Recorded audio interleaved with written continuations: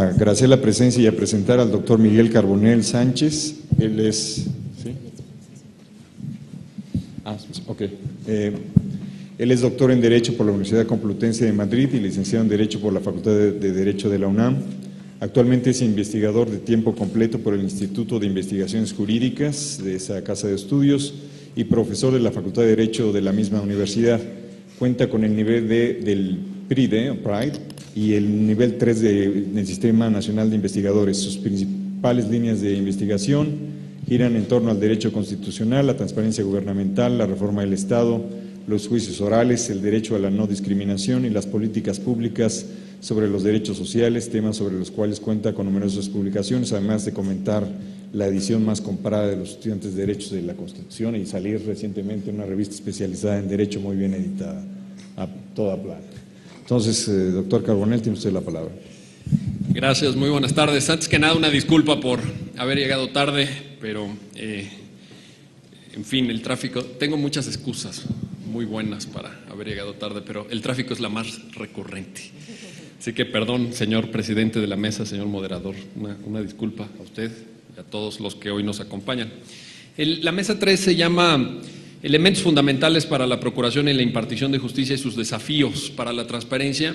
Y yo quisiera simplemente no construir grandes argumentos, porque suele pasar que en este tipo de encuentros, en este tipo de seminarios, normalmente coincidimos casi siempre los mismos y casi siempre pensamos lo mismo y defendemos las mismas ideas. Entonces, venir aquí a dar argumentos de por qué debería la procuración y la administración de justicia ser una actividad del Estado transparente, que permitiera la rendición de cuentas y eso, pues podría parecer, si lo hago desde el punto de vista teórico o conceptual, pues algo ya sabido por todos ustedes, porque nos hemos venido escuchando pues con algunos desde el 2001, ¿no? 2001, 2002, y ya no sabemos todos los cuentos y ya no sabemos todos los argumentos. ¿Qué es lo que voy a hacer? Voy a darles datos que desde el punto de vista empírico hacen brotar el argumento. No voy a dar el argumento, voy a dar los datos y ustedes van seguramente cuando los escuchen a sacar por sí mismos el argumento. Y para ello me voy a basar en el cuarto informe de gobierno del presidente Felipe Calderón, para no elegir un tema del gobierno local, ¿verdad? Mejor para que esto se aplique, porque hay mucha gente que nos visita de otras entidades federativas. En el IFAI, pues, no sé comentarlo. En el IFAI, a ver si así el IFAI me invita también de repente a sus semanas de transparencia. Entonces es una buena excusa. O sea, la verdad que Salvador dio en el blanco. Lo que quiero es que me inviten también en el IFAI, ¿no? Pero ahí les va. Cuarto informe de gobierno del presidente Calderón. Anexo estadístico, tomo 3. El informe tiene 3 tomos, el tercero se dedica a pura estadística. ¿Qué hay ahí? El presidente nos informa que fueron detenidas por delitos contra la salud o por estar vinculadas con el narcotráfico 29,362 personas en el 2007, 28,597 en el 2008, 40,950 personas en el 2009 y 15,844 en el 2010, con cierre 30 de junio, porque les recuerdo, cuarto informe de gobierno se presenta el 1 de septiembre del 2010, cerraron estadística el 15 de junio. Cualquier observador imparcial estaría de acuerdo en que son buenas noticias. Si durante 3 años y medio se han detenido a más de 113,000 personas, esto claramente indica al menos 2 cosas. Primero, el discurso que le solemos escuchar al presidente de la República va en serio y la lucha contra los cárteles es frontal. Segundo, las instituciones públicas están haciendo un trabajo admirable para quitar de nuestras calles a delincuentes muy peligrosos. Bravo por esto. Cuando yo vi esta estadística dije, caray, qué maravilla. Estaba yo leyendo el tomo 3, anexo estadístico del informe de gobierno. Estaba yo solo en una biblioteca pública, no había nadie más. Me dieron ganas de ponerme a aplaudirle al informe. Tenía yo ganas de aplaudirle al informe porque dije, qué maravilla. 3 años y medio, 113,000 detenidos. Pero hay un detalle que pone en cuestión nuestro posible optimismo. Según los datos que aparecen en el mismo informe de gobierno, 3 páginas adelante, el número de personas detenidas en nuestras cárceles y reclusorios no parece reflejar ni lejanamente ese número de detenidos. En efecto, el presidente de la República nos informa que en el 2007 había 212.841 personas presas en México. En el 2008 eran 219.754, en el 2009 eran 224.749 y en junio de 2010 la cifra era de 223.225 personas. Esto es, si nosotros comparamos lo que nos está diciendo el presidente Calderón que existe en junio de 2010 con lo que había en enero de 2007, veremos que efectivamente ha aumentado el número de personas presas en las 437 cárceles que existen a todo lo largo y ancho de este país, 6 bajo jurisdicción federal, 10 bajo jurisdicción del Distrito Federal y el resto bajo jurisdicción estatal y municipal. Pero ¿cuánto han aumentado? ¿Cuánto ha aumentado el número de personas presas? El número neto de aumento en estos 2 puntos de tiempo es de 10.384 personas. Es decir, hay más de 103,000 personas que han sido reportadas como detenidas por la presunta comisión de un delito calificado por la ley como grave, pero que no sabemos dónde están. Solamente sabemos una cosa: en la cárcel no están. Y esa es información oficial, no es información de una ONG o una idea de un académico. Simplemente considerando los datos de 2009 para tomar el año en donde parece que hubo mayor efectividad en esta tasa de detenciones. En ese año, como ya dije, se detuvieron a más de 40,000 personas, pero el aumento en el número de personas presas fue inferior a 5,000. O sea, simplemente en un año hay un desfase de 35,000 personas. Suponiendo además que todas ellas hubieran correspondido a una sola modalidad delictiva, que es esta de la que nos habla el presidente Calderón. Esto es delitos contra la salud o, dice el informe, actividades vinculadas con el narcotráfico, cualquier cosa que ello signifique. Porque quienes hayan estudiado Derecho en este auditorio saben que eso como delito pues no existe. ¿Qué es eso de actividades vinculadas con el narcotráfico? ¿Que significa que eres el chofer del narco? ¿Que eres el jardinero del narco? ¿Que eres el que cuida la casa? ¿El que barre? ¿Qué significa vinculadas? Bueno. Entonces, y eso suponiendo que solamente haya sido respecto de esta modalidad del aumento, cosa poco probable. Recordemos, para entender bien el contexto, que el Código Penal Federal señala penas muy altas por narcotráfico en sus distintas modalidades, porque hay distintas formas de encajar, digamos, en los supuestos típicos que define el Código Penal Federal en materia de delitos contra la salud. Las sanciones comienzan en los 3 años y pueden alcanzar más de 30, de acuerdo a lo que señalan los artículos 193 y siguientes del propio Código Penal Federal. Las preguntas que surgen al confrontar los datos del informe presidencial, pues son por lo menos las siguientes. ¿Qué ha pasado con las más de 100,000 personas que nos dice el presidente que fueron detenidas, pero que no están en la cárcel? ¿Fueron detenciones falsas? Esto es, nunca existieron, se infló la cifra para decir, pues detuvimos a 113,000, ¿se inventó eso? Primera pregunta. ¿Fueron detenciones arbitrarias acaso? ¿Declaradas ilegales después por los jueces federales, quienes ordenaron en consecuencia del carácter arbitrario de la detención que se pusiera en inmediata libertad a los detenidos? Incluso más. Si las personas detenidas no llegaron a nuestras cárceles, ¿será porque fueron liberadas en algún momento del proceso penal? ¿Fueron ejecutadas en forma ilegal? En ambos casos sería gravísimo que se hubiera producido cualquier tipo de conducta ilícita por parte de alguna autoridad.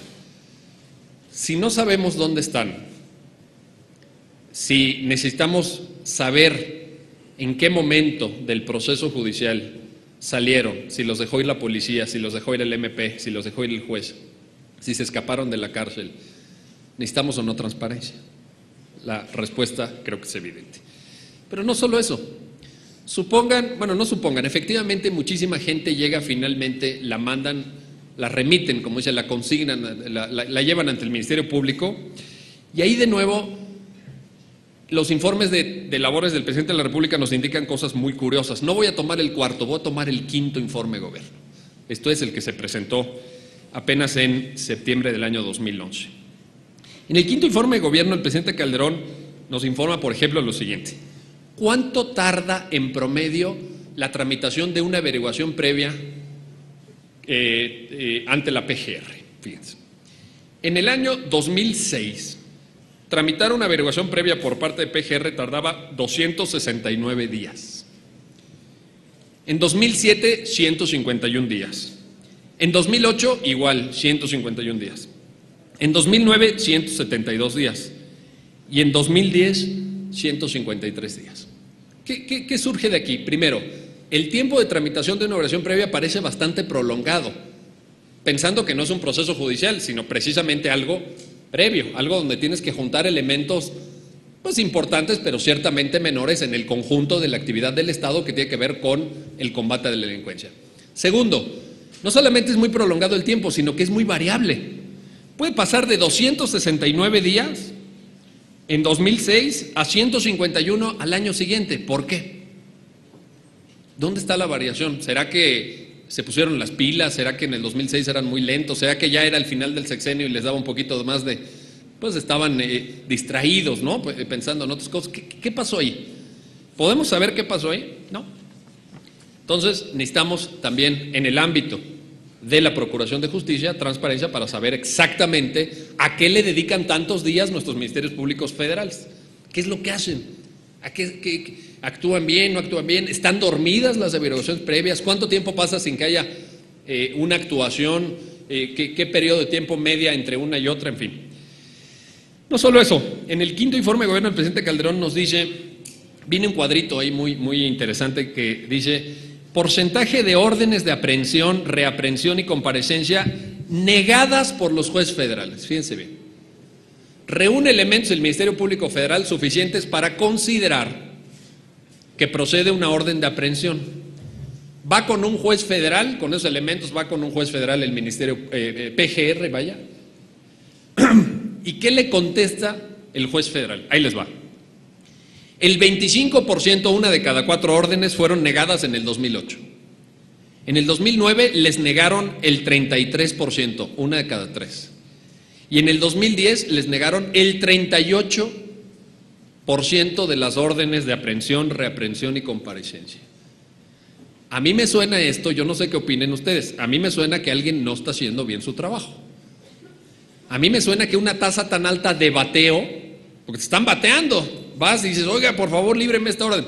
Y eso que los jueces mexicanos, yo no sé si hay muchos jueces aquí, penales, pero los jueces mexicanos, todo el mundo lo sabe, pues tienen fama de que las órdenes de aprehensión las son bastante ligeritas, ¿no? O sea, no se ponen así muy quisquillosos para librar una orden de aprehensión. En la Facultad de Derecho de la UNAM, donde estudiamos Leticia Bonifacio y yo, donde damos clase Leti Bonifacio y yo, ¿te acuerdas, Leti? Nos decían nuestros maestros de penal, que mire, una orden de aprehensión y un vaso de agua no se le niega a nadie. Bueno, esa es la lógica con la que se formaron nuestros jueces en materia penal. Seguramente en el Perú son más estrictos, probablemente sean más estrictos. Y uno dice, a ver, espérame, si de por sí la tradición judicial mexicana en materia penal no ha sido muy estricta en el libramiento de órdenes de aprehensión, y a PGR le batean casi 4 de cada 10, algo está pasando. Necesitamos saber qué está pasando, sí o no. De nuevo, ¿cuál es la receta? Transparencia, no hay de otra. Fue por corrupción, fue por ineptitud, fue por falta de diligencia, fue porque la gente denuncia cosas que verdaderamente no son delitos y entonces la culpa no es de PGR sino del ciudadano que va a denunciar nimiedades, por ejemplo, o es un rollo de abogados también. Aquí hay una hipótesis bien interesante.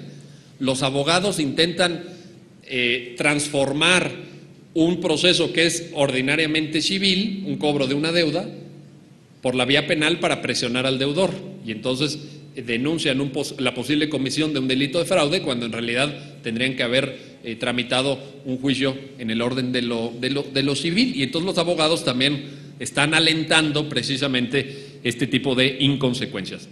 Pero la pregunta importante es, ¿quién es el responsable y por qué causas o razones se niegan las órdenes? Nunca lo vamos a saber si no hay transparencia en las averiguaciones previas. Terminaría, para ceñirme a los 15 minutos que me fueron asignados, con 3 reflexiones muy puntuales. Primero, Para combatir este tipo de suspicacias y de dudas, no tenemos que inventar nada. Por fortuna, la respuesta ya la tenemos en las manos. ¿En dónde la tenemos? En la Constitución Política de los Estados Unidos Mexicanos desde el 18 de junio de 2008, que ya dice, tiene que haber un principio de publicidad, artículo 20. Tiene que haber juicios orales. Y ahí sí, en la audiencia oral no te puedes esconder. En la audiencia oral ves que el Ministerio Público no trae nada, que nada más está perdiendo el tiempo. En la audiencia oral ves el desempeño de la defensa pública, que es un tema sobre el que también valdría la pena un día discutir con calma. En fin, ya tenemos la receta, lo único que hay que hacer es implementarla. Y en este punto, entre paréntesis, y puesto que aquí hay altísimas autoridades del gobierno del Distrito Federal, lo aprovecho para lamentar el retraso que lleva nuestra entidad federativa, que es ejemplar en tantos otros temas respecto a la implementación de la reforma de 2008. Yo creo que ya debería el Distrito Federal de estar a la vanguardia, y no lo está. Está por delante Nuevo León, está por delante Chihuahua, está por delante Zacatecas, está por delante Durango, está por delante el Estado de México, está por delante Morelos, y el DF pues se ha venido rezagando. Sé que hay buenos argumentos, porque lo he platicado con varios de mis amigos, y les digo, oye, ¿por qué no avanzamos? No, es que es el sistema judicial más grande, imagínate, no es lo mismo sacar adelante Morelos o Zacatecas que sacar adelante el DF, que trae cientos de miles de causas todos los años, con un Tribunal Superior de Justicia abultado, con una Procuraduría también elefantiásica, etcétera, etcétera. Como sea, amigos, hay que hacerlo. A mí no me interesa si es grande o pequeño el reto. Yo soy un académico, me dedico al derecho constitucional y mi tarea es llamar la atención de las autoridades respecto de que se tiene que cumplir la Constitución. No porque hoy se esté violando, tienen hasta el año 2016, pero si no empiezan ya, les va a ganar el tiempo. Ya pasaron 3 años y medio y pues no hemos dado muchos pasos aquí en el DF. Segunda conclusión, me parece que no hay más que arrojar luz, que arrojar transparencia en las averiguaciones previas, y en esto quiero ser muy claro y muy enfático, lo hemos discutido muchas veces, ya terminadas. En las averiguaciones previas ya terminadas.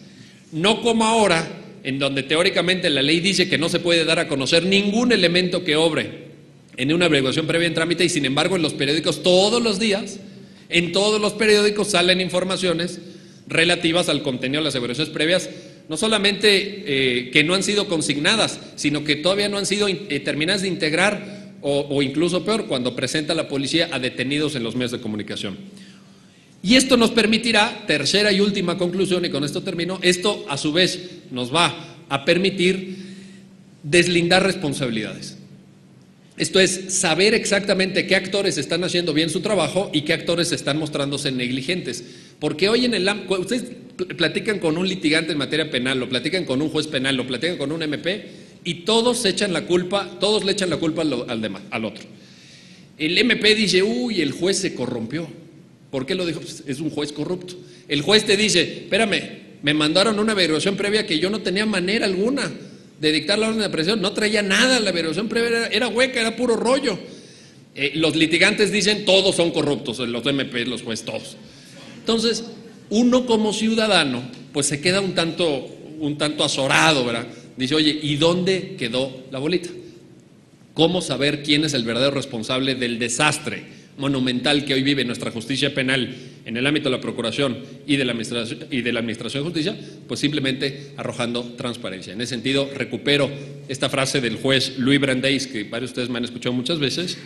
En el sentido, dijo Brandeis una vez, de que el mejor detergente que hay es la luz del sol. Arrojemos luz a la justicia penal. Muchísimas gracias.